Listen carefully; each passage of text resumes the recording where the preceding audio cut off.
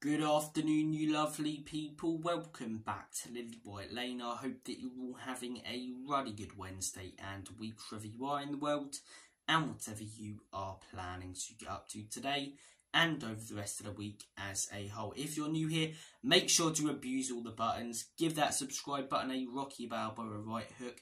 Hit that like button as hard as you possibly can. Smash that notification bell and comment your thoughts and opinions down below. Without further ado, enough faffing about, let's get cracking with this knacking and delve into your latest and your greatest Tottenham Hotspur transfer news, rumours and reports. And I want to start things off by talking about Conor Gallagher. Late last night on Sky Sports, Cava came out and said that Tottenham are still interested in Conor Gallagher and most likely will put in a bid worth 50 million or north of that this summer for the Chelsea midfielder. This is whether he signed a new contract at that club or not. It's not official yet, but Fabrizio put something out that he could be signing a new contract. So we'll see what happens there, but it seems like whether he signs a new deal or not, Tottenham Hotspur really want this player. Ange Postecoglou really wants this player. We've heard articles and pieces of news come out for months about this being one of Ange Postecoglou's #1 targets. And personally, I can see why. For a few years he's done it in the Premier League.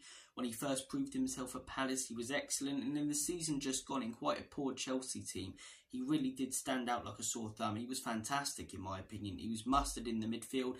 He's a perfect number 8 when it comes to going forward. His defensive work, in my opinion, isn't that great. It's better than a lot of midfielders in the Premier League. But in my opinion, look, you guys know I want a number 6, but Ange doesn't really like to play with a number 6 in his system. So he'd be looking to get in a number 8 who can do both jobs going forward and defensively. And I think if your other number 8 is going to do more attacking work, you want the second number 8 to do more defensive work. And my perfect choice for that midfield would be João Paulinho. Can play that deep-lying playmaker. He's aggressive, has a bit of muscle, you know, his defensive work is brilliant. And he scores some absolute wonder goals when he gets the ball on the outside of the box going forward. So look, he'd be my perfect option. Conor Gallagher, look, I'm not completely against this deal like I was with Timo Werner. I think he's a good player. But 50 million or north of that, I'm not sure about it. And would Conor Gallagher even want to come to Tottenham Hotspur? I know he may be mates with Maddison or someone like that in the England camp, but you know, are we really in a better position than Chelsea? If anything, they might be better than us next season. So, you know, they've got Conference League, we've got Europa League. They're much more likely to win that competition than we are to win the Europa League. So, look, first off, it's a question of whether Gallagher would want to come or not. Second off, it's a question of will Chelsea play hardball and play like Daniel Levy with Daniel Levy and keep, you know, saying, okay, now 60 million, now 70 million because it's one of Ange's #1 targets. Will he sign a new contract, which will bump up his price most likely? You know, there's a lot of factors with this deal. And in my opinion, there is better out there that you could probably get for a cheaper amount. Now, I'm not asking Spurs to go out there and get Edison from Atalanta. That's probably not going to happen. But João Paulinho from Fulham, you could get him for around about the same price, maybe less. And he'd be a better player and suit our system even more, in my opinion. But look, if he is one of Ange Postecoglou's #1 targets and we do bring him in, I'm not going to be complaining and shouting and screaming like I was about the Timo Werner signing because he is a good player and he could do very, very well for us. But in my opinion, it's a little bit of a gamble, whereas with João Paulinho, you're going to get consistency, you're going to get quality, you're going to get someone who does the defensive work as a number 8 and does a box-to-box better than anyone else in the Premier League. He'd be my choice. And looking for that sort of central midfielder, an attacking midfielder, I think there's other positions that we should prioritise. I think we need a striker more than someone like Gallagher and Isak or Solanke, a skillful winger. So, look, we'll see what happens this summer. If we go out there and sign a Paulinho and then we sign a striker or a winger, then I'll be very open to Conor Gallagher because, again, I think he's a good player. Do I think he's an outstanding player, though? No. Do I think there's better out there for cheaper or the same amount? Yes. And do I think there's a lot of factors to this deal that's going to make it a hard transfer for Spurs to complete? And that's not even considering the factor of Daniel Levy negotiating and not willing to pay 3 or 4 million for big signings. I mean, we missed out on Dybala by 4 million, Skriniar by 3 million, Diaz by 5 million. All these big signings, you know, where the money's there, we don't end up paying it. So there's a lot of factors. Do I think this deal will go through? I'll be honest with you guys, probably not. Probably not. I'm 70-30 to the deal not going through compared to the deal going through. But it is more realistic than some of the other ones. I've seen us linked with players like Tony. That's not going to happen in my opinion. It's more likely than that. So look, Conor Gallagher, it's one that definitely divides the fan base. I want to hear your guys' thoughts and opinions on it in the comment section down below. And look, moving on to the next piece of news, Tottenham Hotspur have had some departures this morning. A few players have had their contracts run out at the club, and those players are as follows: Japhet Tanganga, Ryan Sessegnon, Eric Dyer, Ivan Perisic. Now, I'll talk a little bit about each player here. I'm going to start things off by talking about Japhet Tanganga. This one's a shame in my opinion, because when he started off at Spurs, he looked like he had a lot of potential. I think he came in for Danny Rose in a game against Manchester City that we won 2-0, and he looked excellent. And whenever he got those cameos, he looked really, really good. But over the years, he just hasn't got the game time at Spurs. He hasn't. We loaned him out last season. He did okay at Millwall, you know. But Championship compared to the Prem, it's a big step up. And I do think the guy had potential at one point. I do think he's a good football player. But I think Championship is probably his sort of standard. Maybe, you know, lower table teams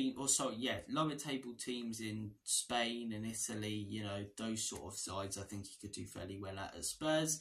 He's never going to get the game time. So it's a shame about Tanganga. He always came across as a young, humble lad, homegrown, obviously came through the academy, and it just didn't quite work out for him. But there you go. Moving on to the next one, Ryan Sessegnon. This one's a shame because we know the ability's there, but the injury record is so ridiculous that you can't just keep him based on the ability when you're never going to see him play or show that ability on the pitch. This one, as I say, it makes sense why we haven't renewed his contract. And for him as well, even if he was fit, would he be getting the game time over Udogie? No. Even Ben Davies, if Udogie's injured? Probably not. So, third choice left back.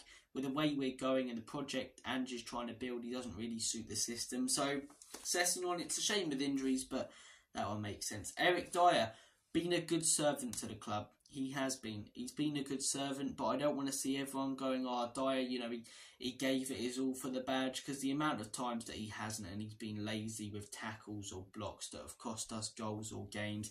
This guy's been the bane of my life over the last few years. He's made my life a lot harder than it needed to be, and I'm glad to see him go, in all honesty. I'm glad to see him go. He was an okay DM under Pochettino, an okay backup, but nothing more than that, in all honesty. He's had a fair few good games at Spurs, but you would when you've been at the club for, what, 7 years or plus that. So, look, Eric Dyer, it's time to go, like it was with Davinson Sanchez. Fair enough, he's been a club servant. He's never come out and said anything necessarily bad about the club. I don't think he's given it his all, though. I think sometimes he has, but not enough, in my opinion, and the ability just isn't there. Having said that, though, he's smashing it at Bayern Munich, so best of luck to him over there, right? Best of luck, but it just didn't work at Spurs, and I weren't willing to give him another chance. And Perisic, this is the one that hurts the most, because I actually thought in that season under Conte, when we finished 8th, he was one of our best players. He was really good. He banged in some good goals. His crossing ability, in my opinion, is one of the best in the Premier League. And last season, even at the beginning, he started so well. And then we hear that he's out for the whole season and that he'll likely end his career at the end or go to another club. And it's a shame, because the guy, at one point in time, was a world-class player. And I'm not saying that he was at Tottenham, but he was still a quality player and had a lot more ability when it comes to his crossing and even finishing compared to a lot of people in that team. And when we started to play him at left wing for a few games, he really showed what he was about, you know. I remember the Perisic of Inter, man. Obviously, we caught him on the decline of his career, but even on the decline, he was better than a lot of players. But the Perisic from Inter, the Perisic from Bayern, that was the player that most fans will remember when they think of Perisic, and rightly so. So, looking at the players that we have released, or sorry, not released, looking at the players who we've let their contracts run out, I understand all of them. It makes sense, and hopefully, as I say, we can strengthen the squad as a result of it. But guys, comment your thoughts down below on the players who have departed. Comment your thoughts down below on Conor Gallagher. Any other links as well. Eze, a lot of talk about that. I was going to bring that up today, but we've been doing video after video about Eze, so I thought I won't. There's no real new news apart from the fact that more people are reporting it. So comment your thoughts about who you think will sign, the Gallagher rumours and links. the departures, as I say. Have a smashing day, and as always, Comedy Spurs, Enoch and Levy out. In Big Ange, we try.